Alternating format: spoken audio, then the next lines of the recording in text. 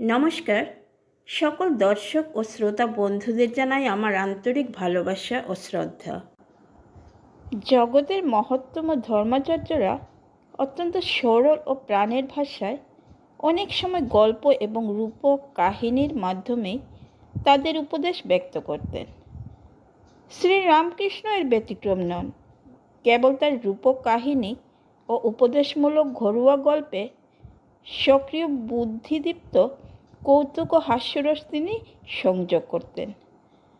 অতি সহজ হলেও ওই গল্পগুলিতে শ্রী শ্রী ঠাকুরের সর্বাত্মক আধ্যাত্ম চিন্তা প্রকাশ পেয়েছে। শাস্ত্র কত পড়বে, শুধু বিচার করলে কি হবে? আগে তাকে লাভ করার চেষ্টা করো। গুরু বাক্যে বিশ্বাস করে কিছু কর্ম করো।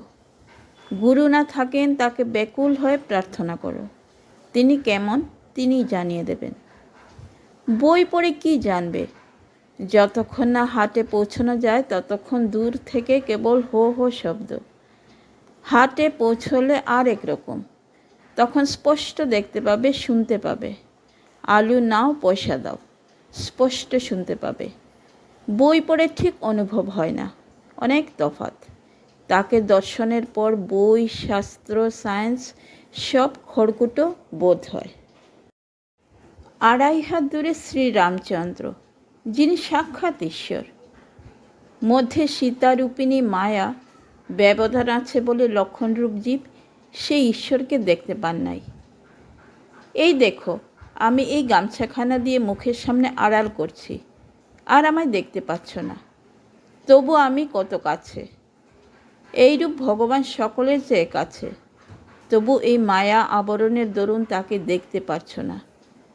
জীব তো সচ্চিদানন্দ স্বরূপ, কিন্তু এই মায়া বা অহংকারে তাদের সব নানা উপাধি হয়ে পড়েছে, আর তারা আপনার স্বরূপ ভুলে গেছে। তোমার দরকার ঈশ্বরকে লাভ করা। তুমি এত জগৎ সৃষ্টি, সায়েন্স ফায়েন্স ওসব করছো কেন? তোমার আম খাবার দরকার। বাগানে কতশো আম গাছ, কত হাজার ডাল, কত লক্ষ কোটি পাতা, এসব খবরে তোমার কাজ কি? তুই আম খেতে এসেছিস, আম খেয়ে যা। এ সংসারে মানুষ এসেছে ভগবান লাভের জন্য, সেটি ভুলে নানা বিষয়ে মন দেওয়া ভালো নয়। আম খেতে এসেছিস, আম খেয়েই যা। যেমন ব্রাহ্মণ ভোজনে প্রথমে খুব হইচই। যখন সকলে পাতা সম্মুখে করে বসল, তখন অনেক হইচই কমে গেল। কেবল লুচিয়ানো লুচিয়ানো শব্দ হতে থাকে। তারপর যখন লুচি তরকারি খেতে আরম্ভ করে, তখন 12 আনার শব্দ কমে গেছে। যখন দই এলো তখন সুপ সুপ শব্দ নাই বললেও হয়। খাবার পর নিদ্রা, তখন সব চুপ। তাই বলছি, প্রথম প্রথম কর্মের খুব হইচই থাকে। ঈশ্বরের পথে যত এগোবে ততই কর্ম কমবে। শেষে কর্মত্যাগ আর সমাধি। তাকে লাভ করলে তিনি সব জোগাড় করে দেন, কোনো অভাব রাখেন না। তিনি হৃদয় মধ্যে এলে সেবা করার লোক অনেক এসে জোটে। একটি ছোকরা সন্ন্যাসী গৃহস্থ বাড়ি ভিক্ষা করতে গেছিল।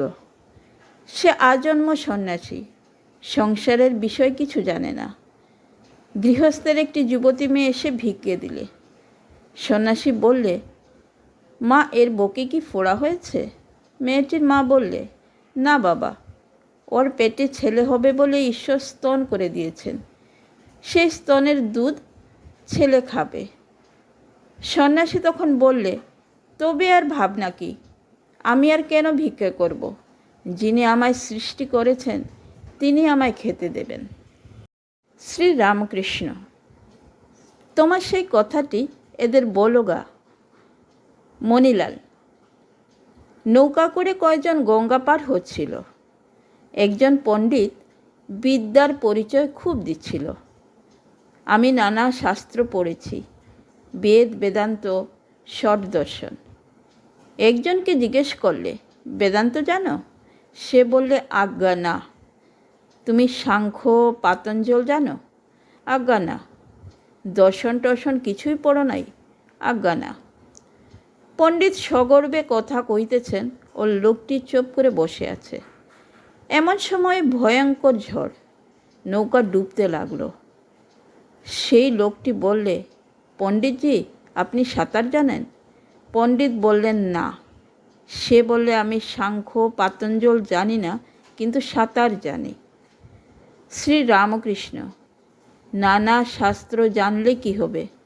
ভবনদী পার হতে জানাই দরকার। ঈশ্বরী বস্তু আর সব অবস্তু। আশা করছি ঠাকুরের এই উপদেশ আমাদের প্রত্যেকের জীবনে খুব সহায়ক হয়ে উঠবে। ভিডিওটি দেখার ও পাশে থাকার জন্য আপনাদের জানাই অসংখ্য ধন্যবাদ।